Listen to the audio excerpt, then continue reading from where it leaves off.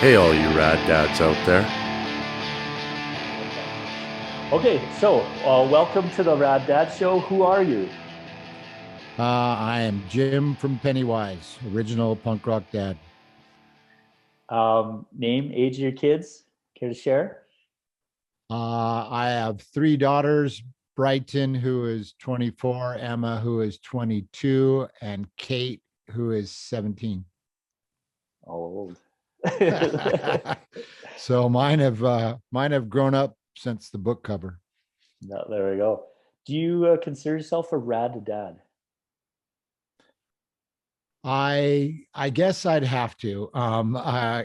Being that the typical stereotype of the dad is 9 to 5 suit and tie uh, going to work every day, and I don't do any of those things. So I guess that makes me a radical departure from the stereotype. But um, I don't really fit the stereotype in the sense I'm not Sid Vicious in the gutter, like like a like the punk rock stereotype. I'm pretty conservative in that sense of I try and be a good role model for my kids and not be live up too much of the stereotype of being a crazy, obnoxious punk rocker. Is that something you're conscious of when you became a father? Like the idea, like I don't want to be that. I want to be this role model is something you were very cognizant about, or is that always inherent of who you were?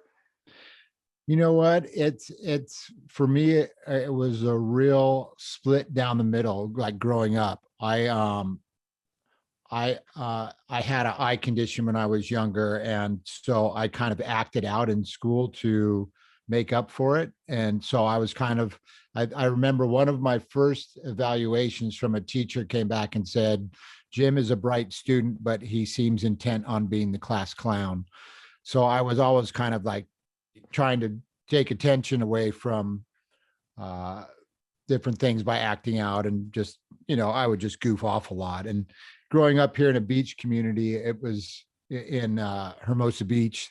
I mean, this was just the home of juvenile delinquency. I mean, there was just too much trouble to get into, whether it's surfing before school and with the beach and the big city around, there's a lot of trouble to get into. But I so growing up, I was really into learning and school and books and stuff, but I also wanted to go to punk shows and be a crazy person. So I kind of tried to distill that into my kids, is that you can have a good time, but you still need to be a good citizen and at and get the work done so you can have a good time on the weekends. But finding that balance for whether you're a student, a kid, a guy in a punk band, or a dad, it's hard to find, and I know tons of dads out there that have struggled with that, of the responsibilities of being a dad versus you still want to cut loose and act like a kid yourself.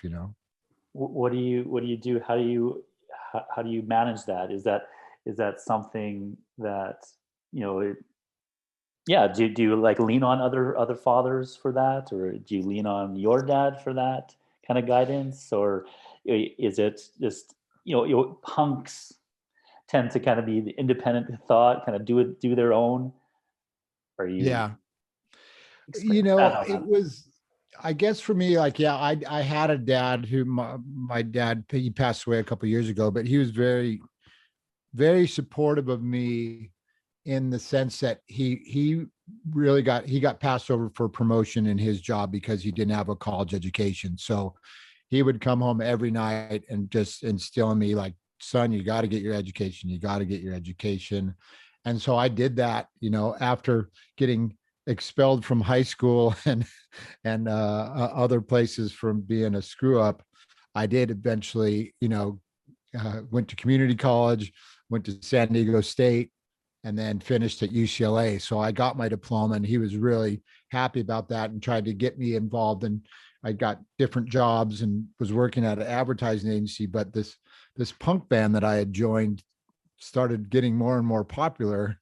And I remember I came home and said, Dad, I'm thinking about quitting my job and going on tour with the band, this, to Europe with Pennywise. And he was like, well, son, you only got one chance at it. So, you should, if that's what you want to do, I'll support you. So he was really cool in that same way, what I was talking about, of like getting the foundation and having that foundation, and then do whatever you want, but get that foundation first. And the, even though it's hard, it's like the studying and the schoolwork, and stuff like that is really important for young people. And now my first daughter just graduated, or she graduated University of Wisconsin a few years back. My second daughter, Emma, just graduated, or is about to graduate, University of Oregon. And my daughter, Kate's probably going to go to Harvard or somewhere. I don't know where she's going to go, but well, I'm not sure if I'll be able to afford Harvard in the current climate, but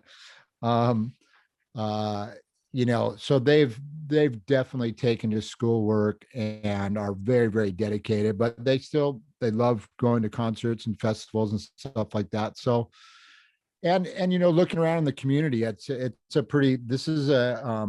school district here is pretty top notch. You got a lot of competition among the kids. There's a lot of really bright kids here.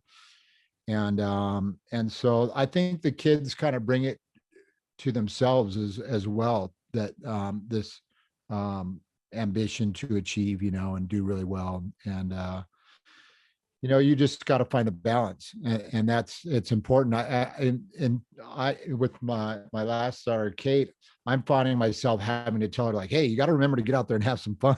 Like, I see you're studying so hard. Like, she's in the next room over taking a ACT test, a preparation course right now. And I'm like, man, the sun's out and it looks like a nice beach day. Like, maybe after this, we should hit the beach. So you do have those explicit conversations with them about, it's not just modeling, you being in this punk band and you being the dad at home and setting up the rules. Like, do you have, what does the dinner table conversation look like around?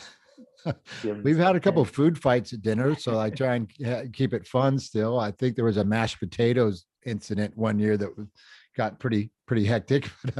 So the dinner table, we try and keep it fun, but it has been definitely strange over the years, like, because my band has a song called Fuck Authority, so I couldn't really, it was hard for me to impress upon girls, my daughters, about not cussing when their dad's on the radio doing it prolifically. So that was hard to get by, and different things about of what I do for a living. And obviously when I go on the road, a lot of times it's a big party. It's, you're basically hosting a party every night, and that can be rough, of like that's my persona of, I don't come to the dinner table and go like, how you feeling tonight, Lindberg family? Let's do this. It's kind of, it's a different thing of blending those two. And that's why people thought it would be a good book. I came to the book basically with someone at our booking agent's place, like, saw a picture of the family, me with the three girls, and they're like, that would be a great book. Someone's got to write a book like that. And I'm like, well, I'll do it. It can't be that hard. You just talk about what a screw up of a dad you are and how to deal with diapers and whatnot. So yeah, it is, once again, it's a unique situation, but I think it'd be hard to find a lot of dads out there that don't find themselves in a unique situation. You could have dads who are cops, and how do they deal with that authority issue? And you have dads who are teachers, and different situations like that. I'm sure it's being a singer for a punk band is definitely different, but I think all families adapt to it, and that becomes your normal.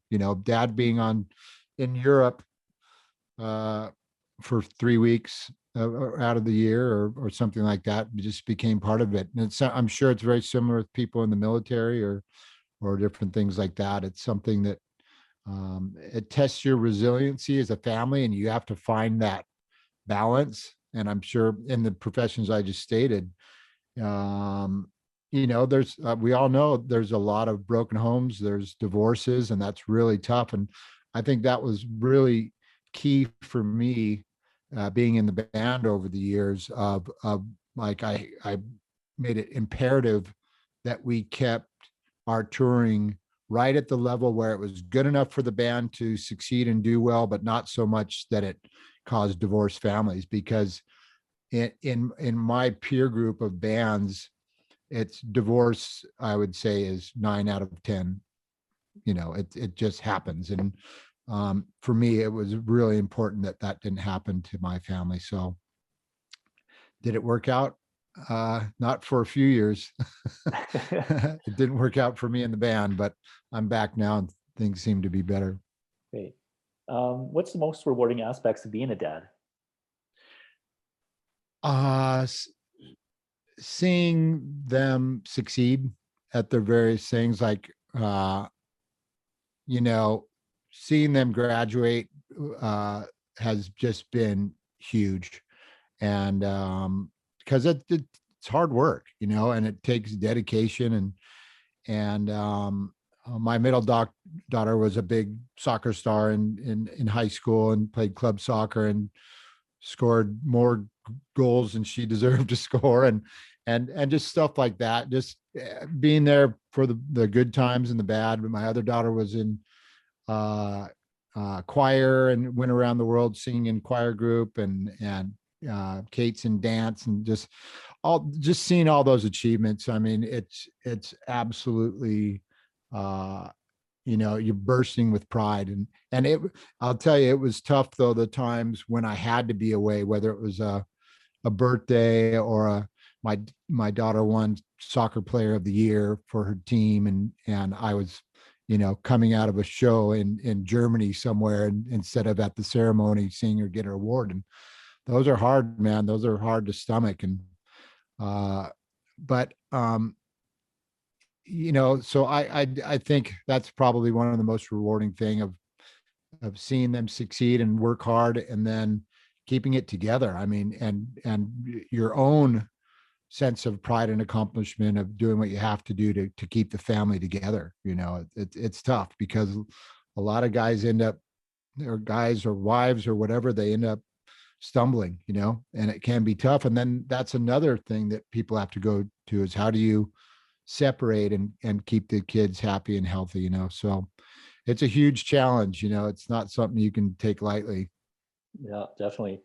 In what ways has fatherhood changed you, or has it? Oh man. Well, you add about 20 pounds around the middle section. That's physically, yeah. And the gray hairs start to pop out way earlier than they should have. And yeah, you always look like you just rolled out of bed. Doesn't matter if you did or you didn't. You constantly look this way. And it's probably from getting little sleep, worrying about the various parts of your life. But yeah, definitely. I remember when the kids were young, and when they were kind of in the toddler age and grade school, of realizing that I may be able to go on stage and have a good time and go on tour with the guys and cut loose. But when it came home, I couldn't be that guy. I can't be the party host when it's time to get the kids ready for school and help them with their various issues. And so I remember I did back in the day smoke a little more pot than I should have. This was way earlier, so that was something I felt I had to quit, and doing stuff like that, and just keep the partying for the times where it was more appropriate. And yeah, so different things like that. You just kind of have to, once you have these lives to protect and provide for, it makes you more responsible. And that's what I had to do, and make difficult decisions, based on that. And it was it caused problems in the bands at certain times of where, maybe certain members in the band want us to be seen as the wildest, craziest punk rock band out there, whereas I can't do that. I can't be seen as causing riots everywhere we go and getting the riot squad called to our radio appearances. Did that happen? Yes. If you look it up, you'd see there's for the first time we were on Krock, Fletcher threw up on Dr. Drew and the host, and the second time to make up for it, he decided to barricade himself and the two radio hosts in the studio, threatening excretory punishment if they were to try to leave. That's all I'm going to say about that. And the riot squad was called. I wasn't in the room at the time. I had gotten out of there, but yeah, so that type of thing doesn't play well with the kindergarten teacher or the people down the street who want to you want to have a play date with the kids, but the dad is like, well, what does the dad do for a living? Oh, well, the riot squad just got called to his appearance on the local radio station yesterday. So you can see how there was a problem there for a few years. It sounds like they turned out okay, though. Yeah, we're still here. Yeah. Well, what are some traits you think make one a rad dad? I would say, a rad dad is one who takes care of and provides for the family, but still isn't afraid to have fun, and cut loose and have a food fight at the table every once in a while, and cheat at sports, so he can win when he knows the girl could probably kick his ass in soccer. So he has to cheat and be funny, and instead of always laying down the law. But no, I think it's just about, there's a balance between being a friend to your kids and also being a father. And that's probably the most delicate relationship you can have. Have I been perfect at it? No way, but because there's times where you just want to have fun and let the kids do whatever they want and not be so domineering. But at the same time, if you, I remember my daughter at one time said, you should have been harder on us with this one part. Now that she's a young adult, she can say that. But at the time, she's like, Dad, please let me go to Disneyland on a Tuesday and cut school and whatever. And, so I think that's the raddest thing you can do is still have some fun with the kids and find that balance of being an authority figure in their lives without being an a-hole authority figure. There you go. I like that. Did you have any fears about becoming a dad?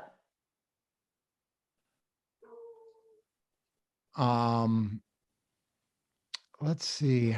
I did probably have some fears. I think a lot of people worry that am I the guy who, leaves the baby carrier on the hood of the car because he's not thinking of something or something like that, of like, what am I, those bonehead mistakes that everyone makes in your daily life when you add a kid involved. That's what I would worry about, is like, what's some bonehead mistake, absent-minded thing I'm going to do that will put my family in danger. That's a real worry. And and yeah, if how much are you going to be able to provide for them, and how that looks, and yeah, there's a lot of worry. It doesn't stop. I remember when I was, we were going in to have our second kid. I met a guy who was my age now. I was much younger, but he goes, oh, I have three girls. It was actually when we had our third daughter. He goes, oh, I have three girls too, but they're all grown up now. And I said, well, man, I was right in the middle of diapers and three kids and all this, and was like, hey, I'm all, does it get any better? You know, like this seems pretty hectic right now. Like, and he's like, it, it, it gets different. He goes, your issues evolve, whether it's toddler to grade school to teenagers to then your concerns when they become young adults, you know. And so it's not like I'm sitting here saying it was this terrible thing. It was just saying that the work, the challenges in the work and the good mental stress that goes into raising a family. You know, it goes from diapers to diplomas. You know, it's a lot of effort, but it's worthwhile. It's probably the most worthwhile thing. Would you be willing to share your relationship with your dad? Kind of talked a little bit about it, like Yeah. how is that, and how did that influence you in your fatherhood? Maybe. Yeah. You know, my dad was a sales rep for air cargo. So, and it was very old school back in the 70s and 80s. And that was the time of he was entertaining his clients a lot. So his job would be to be the host for these guys coming into town. Like, I'm going to take you to a Dodger game, a Laker game. We're going to go out, take you to the bar, you know, get you drinks, you know, and he was wining and dining his clients to get their business. But he became very, very good friends with all these guys. And so that was, you know, I always saw my dad as someone he loved music. He loved his Frank Sinatra and his Willie Nelson and his Waylon Jennings and all this stuff. So he was very key in that. We always had a really nice stereo, and he was into music. But also he enjoyed himself. You know, he would have a good time. He had struggles with work and stuff like that, but he liked to you know, have a cocktail, listen to tunes, have friends over. And so it kind of brought into me this kind of thing of like, but that was part of his work. So it's kind of similar for me. Is like, you kind of have to be like the host of the party and have a good time yourself, but then also you're doing it for your living, you know, as how you make a living. So we had a really good relationship. He came from a fairly poor family in Illinois, and his sister died in a car accident at a young age. So he came out to California determined to bring his mother out of that tragedy and build a better life for him and his family. I'm working on an acoustic album. I just wrote a song about it, and I can't play it without crying, but it's you know, a real testament for his fortitude. And I feel like I got some of that from him of like, this all might be fun and we're having a good time here, but you have to get up every day and work at what you're doing to have that fun. And it kind of goes back to what I was saying, is finding that balance of having a good time and enjoying yourself, but also getting the work done. I appreciate that, and that's kind of one of the ethos I think that Rad Dads kind of has, and kind of what we do, and what I hope to kind of put out there in the universe or the world is, like, yeah, you know, do the work at home, but also take some time for yourself. And so, do you take time for yourself? Is it just the music that you do, or do you do other things? You know, if you were to recommend taking time for your dad time, what does dad time look like for Kristian? You know, we grew up here at the beach, so surfing has been a big part of that. I haven't been doing it enough lately because the water got really cold, and I'm a big baby now. But as long as the waves are good and the sun's out, I like to go surfing. We take surf trips and stuff like that. But my parents have a place out in the desert, and so that's where I go to escape, especially during this COVID lockdown and stuff. I could go out there and bring my guitar and my microphones, and I worked on this acoustic stuff a lot. And that's where I can kind of cut loose and, you know, have a drink, write some music, play some songs, and have some dad time. But you know, I think especially from a health standpoint, it's like you've got to get that time away from whether it's exercise or playing guitar or going on a surf trip with the boys or something like that. Getting that time to have a reset is really important. I think a lot of guys go, you can become a workaholic, or you can become just so focused on other things or so focused on your family, you don't take any time to really relax and get that mental reset that you need to have. And otherwise, you really got to have that pressure release from time to time. I mean, you hear about dads snapping or, becoming alcoholic and family breaks down and all kinds of stuff. And luckily I read a lot. I'm surrounded by books right now. I've got boxes of books everywhere, and just try and get some perspective that way of whether it's doing cognitive therapy on yourself. There's a lot of good books. There's a good book called Feeling Good that I highly recommend, that is just about cognitive therapy and how you can find your ways of erroneous thinking or negative thoughts. And I've tried to help various friends, and I've given that book out to very many people who are either going through divorce or problems with their relationships and whatnot. And it is really important to examine the way your ways of thinking that can become erroneous, like thinking in black and white, like everything's terrible, my life's a mess, I'm a terrible father, everything's awful, instead of saying, hey, actually, this part is okay, you're doing good here, and we can work on this.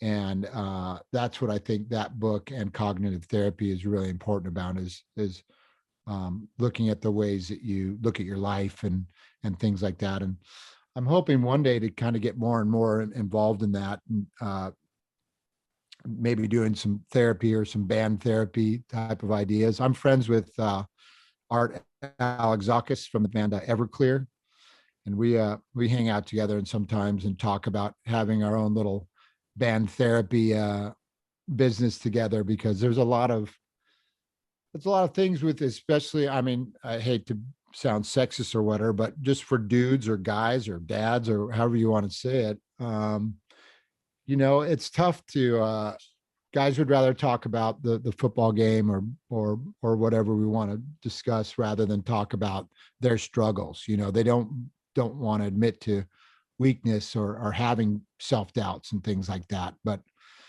I think it's very, very important that people have that space, that safe place where they can talk about stuff and talk to your friends and say, hey, I'm going through a tough time right now. And I think especially as you get older, it's really important to have that, have people to talk to. So maybe there'll be a Jim and Art podcast someday. I'll have you on it. Do it. That sounds amazing. Like we've had about, you're probably, I don't know, number 55 in terms of people we've interviewed, and the idea of mental health in men and this toxic masculinity kind of idea, and it's so needed. It really is. And with the advent of my group, we're just grassroots, like DIY kind of thing. We try to fund things ourselves, and we've attracted a lot of attention from various organizations around our city, and the fact that we need groups like this, and I just see the need for sure. So that sounds amazing. Who's that book, the author of that book, Feeling Good? We'll give that on the top of your head. I don't have it in my book right here, and his name escapes me, but I will definitely find it. It'll take me 2 seconds, but yes, I'll find it for you. And we'll insert it in the thing. I don't have it on me right now. Okay. I have so many authors and so many books that they all are blended into one giant book, and all the names escape me. Last few questions here. So you were kind of talking again. You mentioned maybe the podcast kind of thing. What's in the future for Jim? You've already mentioned the acoustic album. So brag a little bit. What's coming up? Yeah, that's been something I've really been working on a lot, and I'm interested to see how people will react to it because it doesn't sound like Pennywise with an acoustic guitar at all. It's different. I would call it kind of more like Americana style or roots kind of. It almost sounds like a little bit of beach country music. Oh, nice. So, but I found that I just can't um, censure myself. I just have to let it out. Those I think the best songs that I write are the ones that just come out spontaneously instead of me thinking, oh, I want to write a song that sounds like Frank Turner right now, or I want to try and write this song. So that's been really fun to do. Over the pandemic, I worked with my friend's son, Cooper Jones, who has Duchenne muscular dystrophy. And he's about 19 years of age. And he has been writing or covering music on the acoustic guitar and is a really good singer and guitar player. And last year I challenged him to write his own song. And once the pandemic struck, we started doing weekly songwriting sessions. And so just recently, I just did a post on my Instagram and Facebook account that kind of goes through that whole year of he and I working on songs together. And he just released 3 songs, an EP. And then we're going to do a Coop Fest, a little live stream trying to raise awareness for muscular dystrophy. And then have that going on. And I'm also the creative director for a festival here in Southern California, down here in Redondo Beach. It's called the Beach Life Festival. And it's not punk rock yet because we're in a community down by the harbor there where the old people would probably freak out pretty hard if they heard Fuck Authority being played outside their windows. But I think someday it'll happen. But the first year we had just really great acts. We had Willie Nelson, we had Brian Wilson of the Beach Boys, we had Violent Femmes, we had Steel Pulse, Colin Hay of Men at Work. So it was kind of this really eclectic group of bands from all different genres and different 80s, 90s, and we got we were ready to do the second year. It was very successful the first year, and this year we were ready to do the second year, and when everything happened, and now we're looking to shifting to September for that festival. So I've been just kind of getting to know the music festival industry from the other side. So that's been kind of interesting. And we're Pennywise, we're trying to do we've just rescheduled this Punk in the Park that we're going to do here down in Orange County, big show with NoFX and Bouncing Souls NoFX, Lagwagon, Me First and the Gimme Gimmes so far. Hoping to get the Souls on it, but call it Greg. We had Greg on the show. Oh, you did? Nice. Yeah, he's great. Yeah, him and he talked a little bit about Playdate. Are you familiar with Playdate and like his band with his wife and kind of like kids kind of music? Oh yeah. That's great. Yeah. What's really been cool is going through. We did the documentary, The Other F Word, and I interviewed Greg for that. And a few other, a bunch of other people, but it was really cool to interview the guys and see that look in all of their faces of like, we both know what we're going through, and just kind of like having a mental, like, I feel for you, bro. I know you're like, it's your daughter's birthday today and you're in Philadelphia. Oh shoot, dude. I know. Are you okay, man? Like, let me help you, because those days do happen. And but that was a really good experience as well, doing the whole documentary. So it's kind of been the plan is kind of just keep doing more and more stuff, stay busy, and I have a website called Punk Guru that I wish I could devote more time to, but I'm hoping about getting someone to help me take that over, it's all about books related to the punk scene, whether it's biographies or even just books on theory. I just bought a book the other day that everyone should check out that I'm going to write about. That's called "We're Not Here to Entertain You," and it's about punk rock and the Reagan years. Oh, I just got that from the library. Oh, you did? Yeah, it's sitting right on my bedside. That's cool. Yeah. And that to me is really, really exciting to see a book like that come out, especially everything that we've been through down here with the last 4 years of seeing what went on as a real extension of what was happening with Reagan back in the day, and that's when trickle down theory started. And I think it's a really insightful book. And I wish that same punk rock fervor that was going on then was going on now. I hope it is. I think there's areas where people are still, have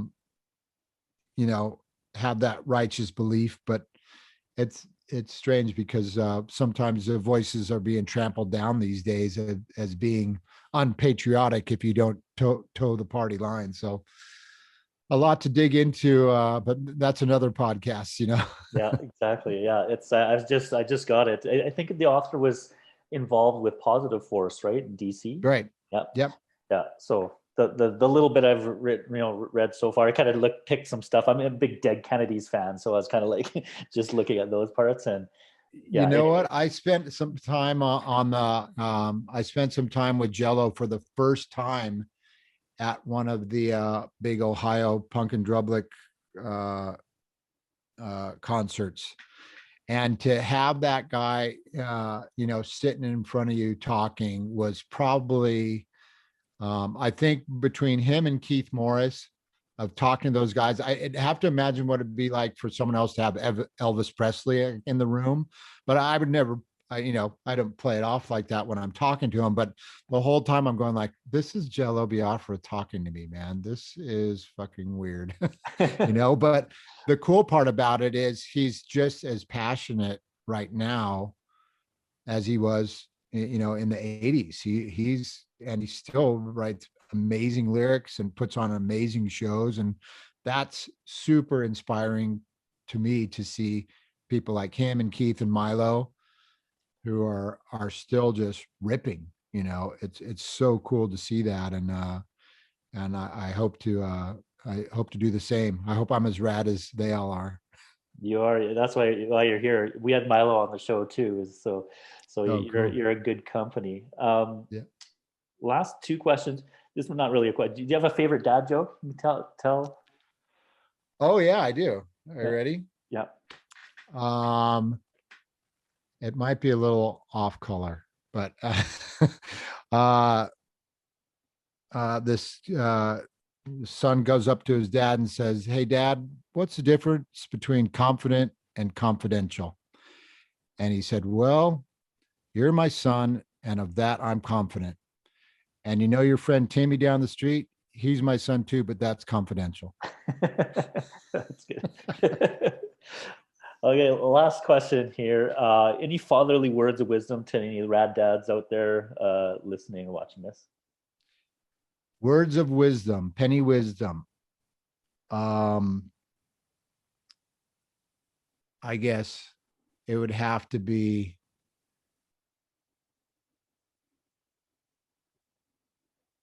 do your best to be the best, but also have a good time while you're doing it. That's the only way that you can have fun. Because if you're not having a good time, yeah, I think your kids will figure it out, And so you got to work hard, but you got to work hard at having fun. And every day, make some fun for your kids. And I think if you can do that, you'll have half the game won right there. Nice. Thank you. I appreciate your time, Jim. Did Yeah. you want to email me the author's name, or do you have that? I'm really curious about that. I'll shoot you it'll take me 2 minutes. So yeah, check it out. He's written a few books. It's from the it's from a long time ago, but Yeah, it's been very popular over the years and updated many times. And he's written several workbooks, and they're big, thick books. And but not all of it will apply to everyone, but you'll definitely find something in there that applies to whether yourself or various friends and family. But yeah, I'll shoot that to you, no problem. And if I ever get a podcast going, you got to come on my show. Done for sure. I love that band idea, or that kind of men's health something. I think you're on to something. When's that acoustic album dropping? Do you have a plan for that? Well, I met with the producer the other day, and I'm deciding right now if I want to go the full studio producer route or just do it right here in my little music room myself. So that's the thing. So no date set yet, and still figuring out if I'm going to self-release it or go through the whole studio record label thing. So I'm kind of leaning towards the just do it myself thing and just bang it out. And then maybe a lot sooner. But if I go the other route, I'll probably not be here till I'm 75 instead of 55. There we go. All right, Jim, thanks so much. I really appreciate your time.